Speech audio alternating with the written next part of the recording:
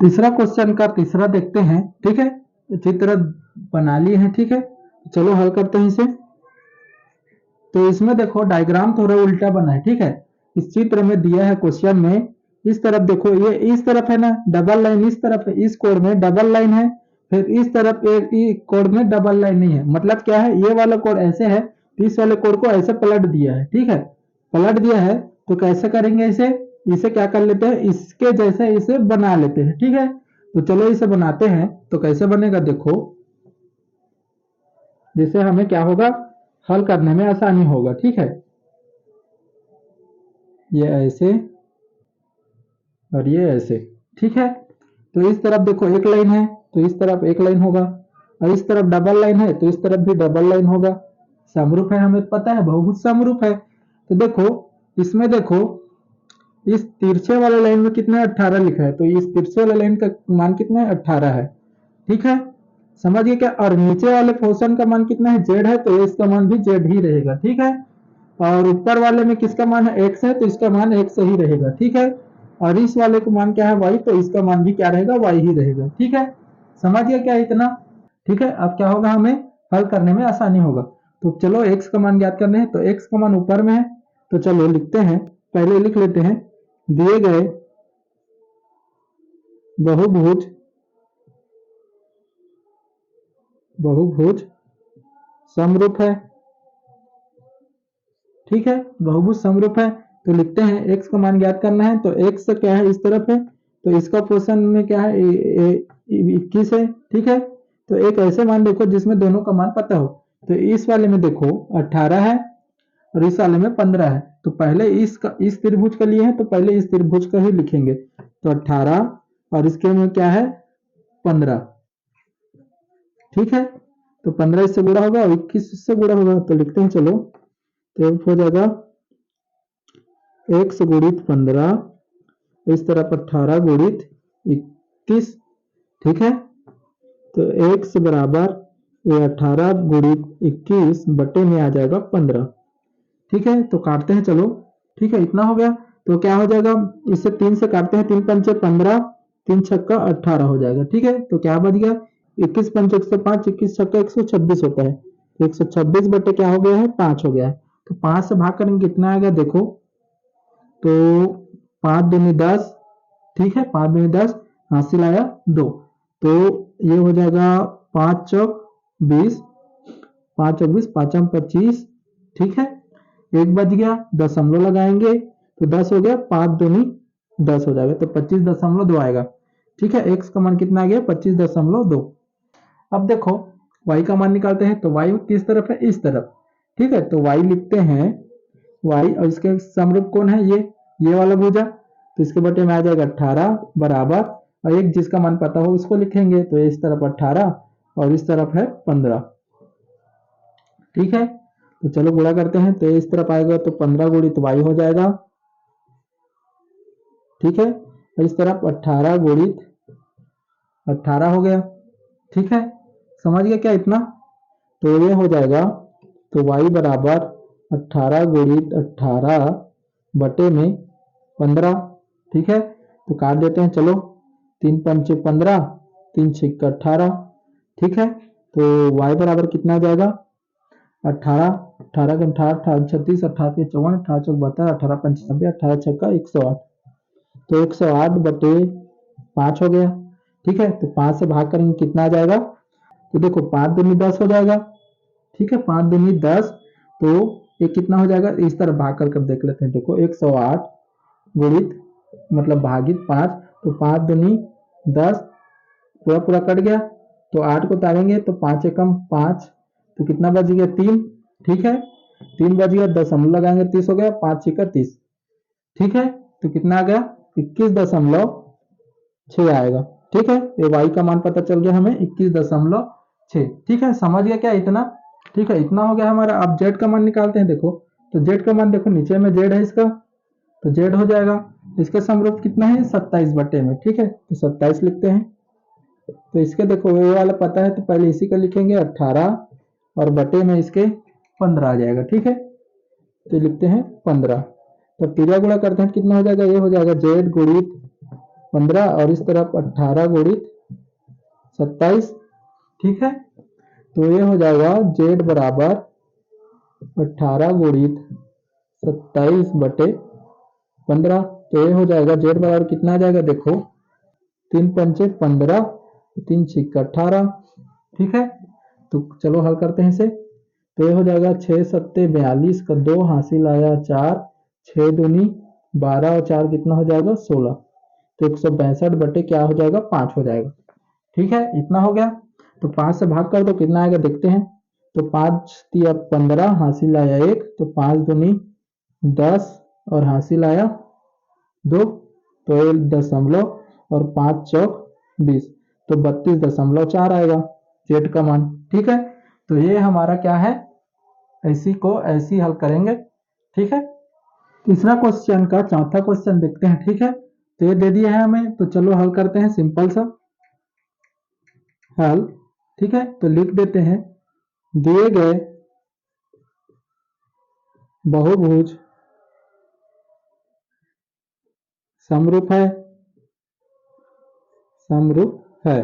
ठीक है, इतना हो गया है। तो हमें क्या निकालना है, एक्स का मान। तो देखो पहले क्या करते हैं, जिस भुजा का मान पता है उसे देख लेते हैं। तो ऊपर वाले भुजा का मान पता है हमें, देखो इस भुजा और इस भुजा क्या है, समरूप है। ठीक है, तो इस भुजा और इस भुजा का मान पता है, एक्स वाले के इस तरफ है, तो एक्स भुजा और ये इस वाले को लेंगे। ठीक है, तो अब देखो अब हल करते हैं। तो इस तरफ पहला क्या है, एक्स है, तो एक्स लेते हैं और इसके समरूप कौन है, ये वाला भुजा। ठीक है, तो 15 लिखते हैं और बराबर जिसका मान पता है। तो पहले छोटे वाले त्रिभुज, छोटे वाले बहुभुज से लिए, तो छोटे वाले को पहले ऊपर में लेंगे। ठीक है, और उसके बाद ये ऊपर वाले 10 को। ठीक है, इतना समझ गया क्या। तो देखो अब गुणा करते हैं तो कितना हो जाएगा, 10 गुणित 1 हो जाएगा इस तरफ, और इस तरफ 15 गुणित 6 हो जाएगा। तो ये क्या हो जाएगा, एक्स का मान चाहिए तो हमें 15, तो ये क्या हो जाएगा 15 छिक्का 90। ठीक है, 90 और बटे में आ जाएगा 10। ठीक है, तो ये क्या हो जाएगा, x से बराबर एक जीरो कट जाएगा, तो क्या बचेगा 9। तो x का मान कितना आ गया, 9 आ गया। ठीक है, इतना समझ गया क्या, ये हो गया हमारा। ठीक है, तो अब y का मान निकालते हैं। देखो तो y नीचे में है। ठीक है, तो y नीचे वाले को लेते हैं y, इसी तरह हल करते हैं। ठीक है, तो y और इसके बटे में क्या है, नीचे वाला बड़ा वाला देखो 16 है और बराबर, तो पता है उस वाले को लेंगे। तो पहले छोटा वाला त्रिभुज, छोटा वाला बहुभुज से लिए है ना, तो इसको पहले लेंगे 6 और उसके पता है ऊपर वाले 10 को लेंगे। ठीक है, तो ये हो जाएगा 10 गुणित y और इस तरफ 6 गुणित 16। ठीक है, तो y बराबर क्या हो जाएगा, 16 छिक्का कितना हो जाता है, 16 छिक्का कितना हो जाता है 96 हो जाता है। ठीक है, 16 छिक्का 96 और बटे में 10। ठीक है, तो y बराबर कितना हो जाएगा, 10 है, नीचे में 0 है, तो एक के बाद दशमलव लगा दो, ऊपर वाले में 9.6 हो जाएगा। ये क्या है, y का मान आ गया। ठीक है, समझिए क्या इतना। तो अब देखो अब z का मान निकालते हैं। तो z इस तरफ है। ठीक है, z छोटा वाले में इस भुजा का है, तो इसका z लेंगे और इस भुजा के समरूप है, तो बटे में आ जाएगा बड़ा, और इसका छोटे वाले पहले लेंगे 6 और इसके ऊपर वाले हो जाएगा 10 हो जाएगा। ठीक है, तो क्या करेंगे, इससे गुणा करते हैं, हो जाएगा 10 गुणित जेड और इस तरफ हो जाएगा 6 गुणित 12। ठीक है, तो ये हो जाएगा जेड बराबर, ये हो जाएगा तो 12 पंच 60, 12 छिक्का 72 होता है, 12 छिक्का 72 और बटे में 10 आ जाएगा। ठीक है, तो क्या हो जाएगा जेड बराबर, तो एक नीचे में 10 है, तो एक को 5 दशमलव लगा दो 7.2 हो जाएगा। ये क्या हमारा जेड का मान हो गया। ठीक है, तो ये वाला प्रश्न यही समाप्त होता है। ठीक है, एक चतुर्भुज की भुजाओं का माप 4 सेंटीमीटर, 6 सेंटीमीटर और 6 सेंटीमीटर और 8 सेंटीमीटर है, और दूसरा चतुर्भुज जो पहले चतुर्भुज के समरूप है, इसकी भुजाओं का माप 6 सेंटीमीटर और 9 सेंटीमीटर, 9 सेंटीमीटर और 12 सेंटीमीटर है। ठीक है, तो चलो बनाते हैं पहले हल। देखो एक चतुर्भुज के भुजाओं का माप कितना है, 4 सेंटीमीटर। तो कहते हैं पहले ये ले लेते हैं 4 सेंटीमीटर, इसे ले लेते हैं 4 सेंटीमीटर। ठीक है, उसके बाद 6 सेंटीमीटर, इसे ले लेते हैं 6 सेंटीमीटर। उसके बाद फिर 6 सेंटीमीटर बोला है, फिर 6 सेंटीमीटर ले लेते हैं, तो ये क्या है 6 सेंटीमीटर है। ठीक है, उसके बाद क्या बोला है 8 सेंटीमीटर, तो जोड़ेंगे तो क्या हो जाएगा ये 8 सेंटीमीटर ये। ठीक है, इतना हो गया। अब दूसरा चतुर्भुज लेते हैं, तो दूसरा चतुर्भुज कैसे हो जाएगा, समरूप है बोला है तो सेम बनेगा। ठीक है, तो देखो दूसरा चतुर्भुज जो पहले चतुर्भुज के समरूप है, तो इसकी भुजाओं का माप 6 सेंटीमीटर है, तो पहले क्या दिया है 6 सेंटीमीटर, ये क्या है 6 सेंटीमीटर। उसके बाद क्या दिया है 9 सेंटीमीटर, इससे बड़ा ही होगा। ठीक है, इस पहले वाले से तो बड़ा ही बनेगा।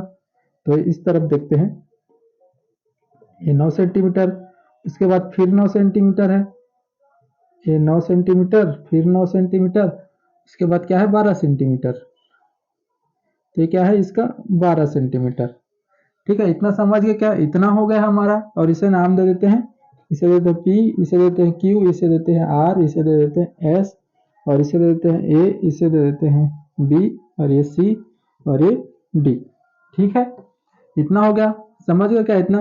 तो अब देखो पहला क्या बोला है, पहला क्वेश्चन क्या बोला है, स्केल गुणक क्या होगा दूसरे चतुर्भुज का पहले चतुर्भुज से। ठीक है, स्केल गुणक पूछा है, तो स्केल गुणक कैसे निकालेंगे और क्या बोला है दूसरे चतुर्भुज से, दूसरा चतुर्भुज से पहले चतुर्भुज से, तो स्केल गुणक कैसे निकालेंगे, फर्स्ट लिखते हैं चलो, स्केल गुणक। ठीक है, तो स्केल गुणक कैसे निकालेंगे, तो सेम क्या करना है हमें, ये पी क्यू बटे क्या क्या हो जाएगा, ए बी हो जाएगा। स्केल गुणक यानी उसके भुजाओं का माप ज्ञात करना पड़ेगा। ठीक है, तो पी क्यू बटे दूसरे चतुर्भुज से पहले चतुर्भुज से, क्या बोला दूसरे चतुर्भुज का पहले चतुर्भुज से, तो पहले पी क्यू वाले को ही लेंगे। ठीक है, तो पी क्यू बटे क्या हो जाएगा ए बी, इसका मान को रख लो, कितना आ जाएगा देखो, उसका 6 है और इसका कितना है 4, तो कितना आ जाएगा देखो, 2 से काट देंगे, 2 दूनी 4 और 2 तिया 6। ठीक है, इतना आ गया। अब देखो ये वाला त्रिभुज लेते हैं पी एस, त्रिभुज बोलते हैं, ये वाला भुज लेते हैं पी एस, तो हो जाएगा पी एस और इसके ए डी, तो इसका क्या हो जाएगा, पी एस का मान कितना है 12 और ए डी का मान कितना है 8, तो फिर 4 से कट जाएगा, 4 दूनी 8, 4 तिया 12। ठीक है, और इसके बाद देखो अभी वाला त्रिभुज लेते, ये वाला भुज लेते हैं एस आर, और इसके समरूप क्या है ए डी सी, तो क्या हो जाएगा इसका 9 है और इसका 6 है। ठीक है, तो कितना आ जाएगा, तो देखो ये आ जाएगा 3 दूनी 6 और 3 तिया 9, 3/2। ठीक है, और ये अब इसका बचा है बी सी, पहले इसका लिखना है ना पी आर का, क्योंकि दूसरे चतुर्भुज से पहले चतुर्भुज से कहा है, तो इसको पहले लिखेंगे क्यू आर बटे बी सी, तो क्या हो जाएगा 9/6 फिर से, तो 9/6 तो यानी क्या आ जाएगा 3/2 ही आएगा। तो देखो इन चारों भुजाओं का अनुपात कितना है 3/2 आया है, 3/2 आया है, तो इसी 3/2 को भाग कर दो तो पता चल जाएगा, तो 2 एकम 2। ठीक है, हासिल आया 1, 2 एकम 2, 1 बच गया, तो दशमलव आएंगे तो 10 हो जाएगा, तो 2 पंचे 10, तो 1.5 सेंटीमीटर इसका क्या है स्केल गुणक है। समझ गए क्या, फर्स्ट का आंसर ये है। ठीक है, स्केल गुणक क्या होगा, तो कितना होगा 1.5 सेंटीमीटर होगा। ठीक है, समझ गए क्या इतना। अब देखो दूसरा क्वेश्चन हल करते हैं। अब देखो दूसरा क्वेश्चन में क्या बोला है, दोनों चतुर्भुज का परिमाप ज्ञात कीजिए। परिमाप यानी क्या होता है, चारों एक चतुर्भुज के चारों भुजाओं को योग। ठीक है, तो चलो लिखते हैं दूसरा वाला का, तो दोनों चतुर्भुज का परिमाप ज्ञात कीजिए। तो पहले चतुर्भुज का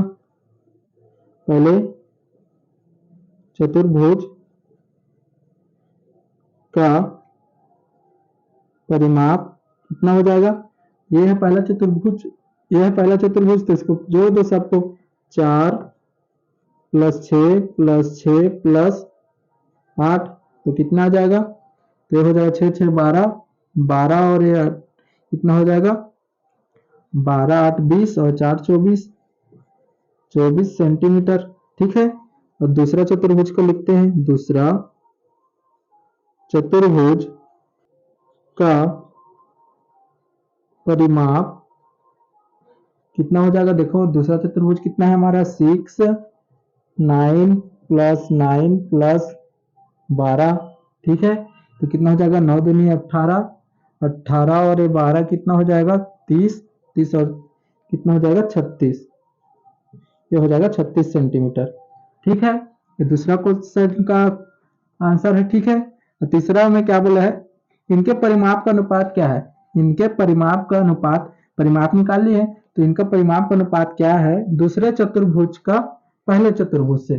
तो देखो दूसरे चतुर्भुज को पहले बोला है और दूसरे चतुर्भुज का पहले चतुर्भुज से बोला है। ठीक है, तो तीसरा कैसे हल करेंगे, अनुपात पूछा है ना, तो अनुपात निकाल लेते हैं।